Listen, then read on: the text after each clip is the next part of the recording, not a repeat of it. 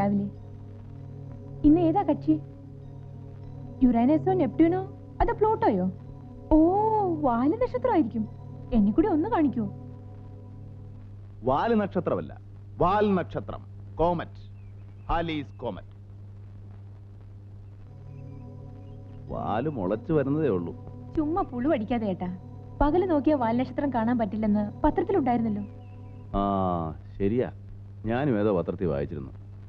ചേട്ടൻ കാരണം ഞാൻ എന്തുമാത്രം നാണം കിടുന്നുണ്ടെന്ന് അറിയാമോ കോളേജില്? വക്കീല് പരീക്ഷയും എഞ്ചിനീയറിംഗും ഒക്കെ പാസ്സായ നിന്റെ ചേട്ടൻ എന്താടി വെറും മാനം നോക്കിയായി പോയിന്ന എല്ലാവരും ചോദിക്കുന്നത്. മാനം നോട്ടമല്ല, നീ അവർക്ക് പറഞ്ഞു മനസ്സിലാക്കി കൊടുക്കണം. വാന നിരീക്ഷണം, അസ്ട്രോണമി. ഈ സൗരയൂഥത്തിന്റെ രഹസ്യങ്ങളുടെ എല്ലാ ചുരുളുകളും ഒരു ദിവസം ഞാൻ അഴിക്കും. നീ കണ്ടോ? അഴിച്ചോ അഴിച്ചോ. മാനം നോക്കിയിരിക്കാതെ എയർപോർട്ടിൽ പോയാൻ അച്ഛൻ പറഞ്ഞു. ചേട്ടൻ ഡൽഹിയിൽ നിന്ന് വിളിച്ചിരുന്നു കുട്ടികൾ എവിടുന്ന് പോകുന്നെന്ന്. ഫോർ എക്സാമ്പിൾ, ശനി അഥവാ Saturn, the planet of mystery. അമേരിക്കക്കാരും റഷ്യക്കാരും തലകുത്തി നിന്നിട്ടും 13 ഉപഗ്രഹങ്ങളെ കണ്ടുപിടിക്കാൻ പറ്റുള്ളൂ. പക്ഷെ 14 ഞാൻ കണ്ടുപിടിച്ചു.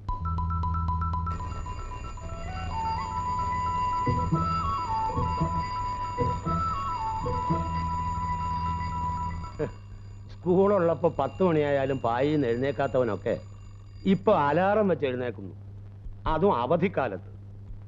എന്ത് പറ്റിയടി നിന്റെ പിള്ളേർക്ക്? അപ്പുറത്തെ വീട്ടിലെ ശങ്കുൻ രേണു വരുന്നുണ്ടത്രേ. ഇനി ഒരു 2 മാസത്തേക്ക് ഉമ്മയുടെ പാട് കണ്ടവരുണ്ടാവില്ല.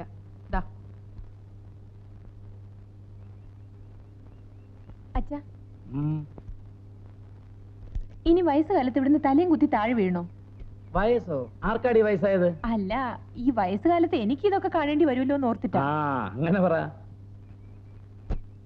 അച്ഛാ, ചേട്ടനെ ഒന്ന് വഴക്കു പറഞ്ഞു. എന്താ കാര്യം? എയർപോർട്ടിൽ പോവാൻ പറഞ്ഞപ്പം പോവാതെ ചുമ്മാ ടെലിസ്കോപ്പിന്റെ മുന്നിൽ കുത്തിയിരിക്കുക. ഇന്നാരാ കക്ഷി? പ്ലൂട്ടോയാ? അല്ല, ഹാലീസ് കോമറ്റ്. അവനെ ഞാൻ പിടിച്ചോളാം.